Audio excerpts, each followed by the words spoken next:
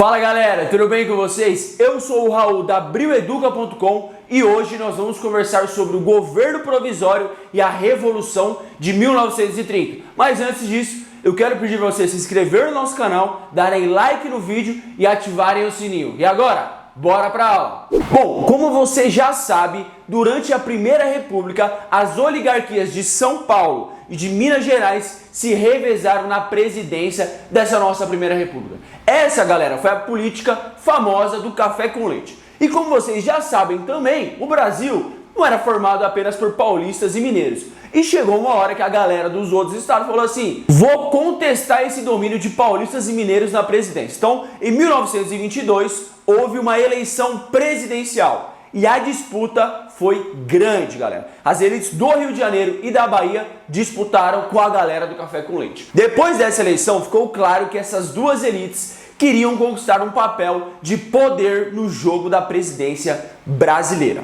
Junto com esse descontentamento, galera, estava acontecendo um colapso econômico. Esse colapso foi desencadeado, ou seja, aconteceu pela quebra da Bolsa de Valores de Nova York, aquela crise de 1929. Aí você me pergunta, mas prof, o que o Brasil tinha a ver com isso? Tudo, gente, simplesmente tudo. Naquele momento, a gente já vivia uma dependência das exportações de café. Os Estados Unidos eram um grande comprador de café do Brasil e com a crise reduziu muito as compras. Ou seja, o que vai acontecer com o maior produto brasileiro que gerava mais dinheiro e tinha grande quantidade disponível no mercado? Ele vai começar a se desvalorizar. Ou seja, você tem muita coisa, um produto no mercado, só que ninguém compra, ou seja, o preço dele vai cair. Bom, de toda forma, galera, existiam sinais de que a política do café com leite se aproximava do final. Esses são dois deles apenas. Essa instabilidade vai durar até 1930, quando vai acontecer o rompimento da política do café com leite. Esse rompimento vai acontecer de fato mesmo quando o então presidente Washington Luiz, que representava São Paulo, resolveu lançar a candidatura do paulista Júlio Prestes. Sendo que naquela eleição teria que ser alguém de Minas Gerais, né?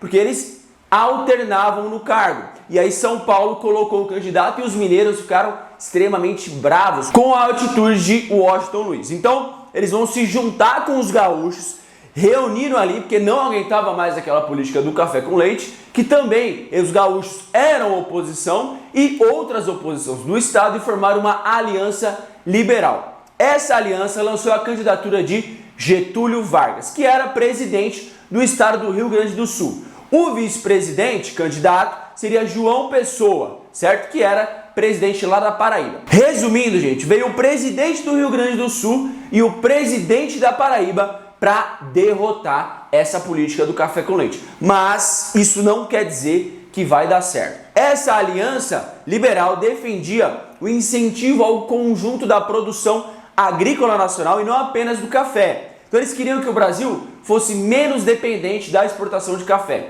Além disso, eles queriam colocar leis de proteção ao trabalhador e de incentivo à indústria. No campo da política, eles queriam instituir o voto secreto, porque viam que na Primeira República a fraude era extremamente comum. Dito tudo isso e toda essa movimentação da oposição, o candidato de Washington Luiz, o tal do Júlio Prestes, venceu as eleições. Só que um acontecimento imprevisto mudou o quadro político.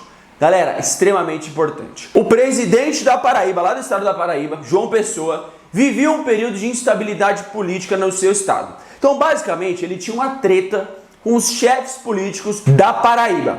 Esses chefes comandavam a economia do estado, ou seja, eram os grandes donos, né, das fazendas lá da Paraíba. Além disso, galera, quando foi ter a eleição lá na Paraíba, João Pessoa impugnou a candidatura de João Suassuna, que era ligado a esses chefes do interior, ou seja, João Pessoa queria acabar com a sua oposição. Insatisfeito com a posição de João Pessoa, o coronel José Pereira, que dominava o município de Princesa, lá na Paraíba, ingressou no partido de Júlio Prestes, aquele mesmo que iria concorrer à presidência contra João Pessoa. Aí vocês imaginam, galera, João Pessoa ficou como? Transtornado com essa atitude, certo? Então ele ordenou a retirada dos funcionários estaduais de Princesa e destituiu o prefeito e o vice-prefeito da cidade. Agora, o que o João Pessoa não esperava era que o tal do José Pereira estava organizadinho com as famílias poderosas do estado vizinho, Pernambuco, e em junho decretou Princesa um território independente da Paraíba. E no mês seguinte, João Pessoa foi assassinado.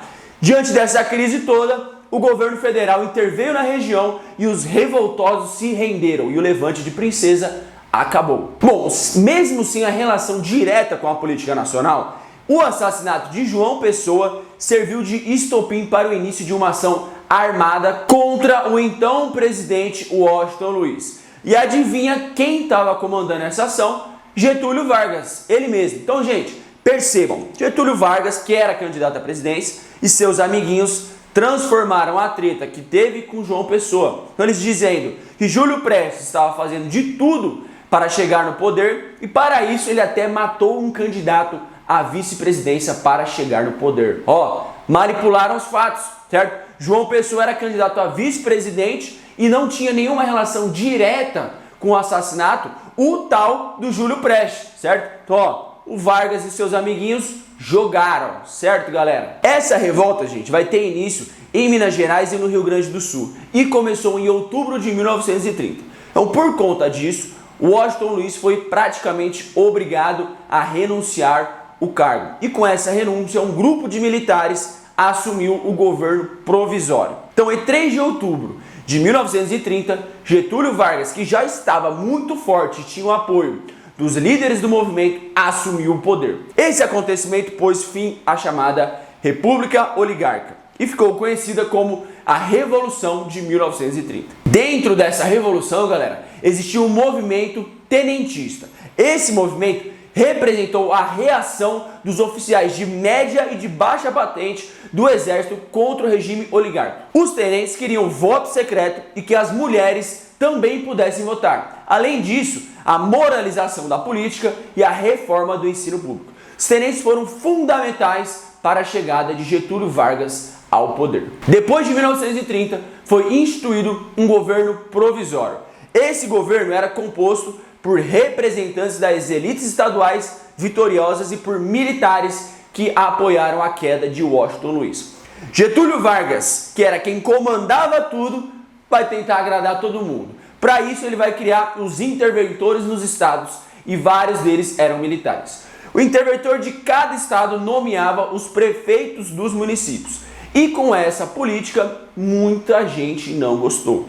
Mas quem mais resistiu a essa política foram os políticos de São Paulo. Lógico, galera. A elite paulista não gostou nadinha de alguém que não era do estado deles comandando o estado de São Paulo. E começou a querer novas eleições para a presidência da República. A exigência mais importante era a elaboração de uma nova Constituição para o país. Dessa forma, em 9 de julho de 1932, começou em São Paulo uma reação militar contra o governo federal, que ficou conhecida como a Revolução Constitucionalista de 1932. Então, apesar do governo de Getúlio ser bem mais forte que os paulistas vão se render após 3 meses de guerra, quando eles assinaram a rendição. Apesar dessa rendição, um ano depois, houve a convocação das eleições para a Assembleia Nacional Constituinte e a nomeação do paulista Armando Salles como interventor do estado de São Paulo. Essa Constituição foi construída por vários partidos. Depois de longos debates, a Constituição foi promulgada, ou seja, virou lei. Essa nova lei vai apresentar vários pontos democráticos. Um exemplo é o voto secreto. A mulher que trabalhava no setor público agora também poderia votar. Na educação, foi instituído o ensino primário integral, gratuito e obrigatório. E além disso, o ensino religioso se tornou opcional. Nos direitos sociais, a Constituição estabeleceu regras para o trabalho dos menores e das mulheres. Além disso, instituiu as férias e o descanso semanal remunerado. Por fim, e por voto indireto, a Constituinte elegeu Getúlio Vargas, presidente Vargas, e o mandato dele iria até 1938. O destaque dessa Constituição foi a conquista dos direitos das mulheres, galera. A Constituição formalizou o direito das mulheres a participação na política nacional. Então, em 1934, época que nós temos aquela crise que tinha se iniciado na década de 20 e ainda não tinha acabado, aquela crise econômica que aconteceu por causa da crise de 29, aconteceram e vários setores da sociedade começaram a se mobilizar defendendo proposta para superar essa crise. Então surgiram duas organizações políticas. A primeira delas é a Ação Integralista Brasileira, a AIB, e a Aliança Nacional Libertadora, a ANL. A tal da AIB eram os nacionalistas e integralistas, que achavam que a democracia não era o regime que iria tirar o Brasil da crise. Bom, a inspiração deles, galera, eram os regimes totalitários, como o fascismo na Itália e o nazismo na Alemanha. Além disso, eles eram extremamente contra o comunismo. A ANL foi fundada em 1935 e essa galera reunia diversos setores descontentes da sociedade brasileira.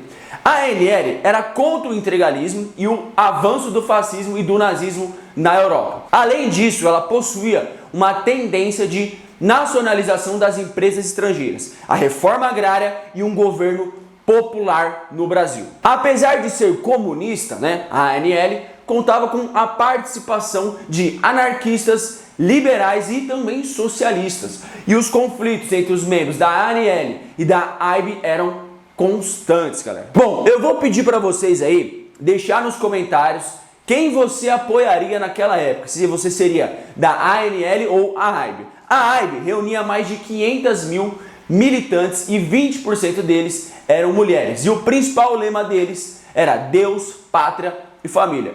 Isso te lembra alguma coisa? Eles eram identificados como os camisas verdes, que era o uniforme deles. Em 1935, houve um levante comunista no Brasil. A revolta foi dominada pelo governo de Natal, Recife e pelo governo do Rio de Janeiro. E esse movimento foi rapidamente controlado pelas forças oficiais.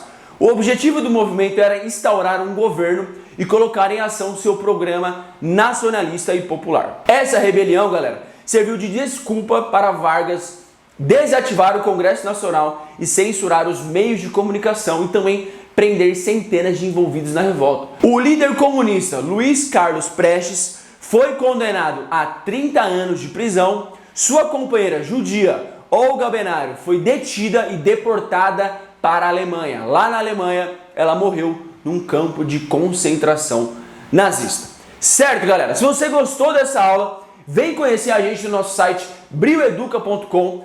Obrigado por assistir e até a próxima!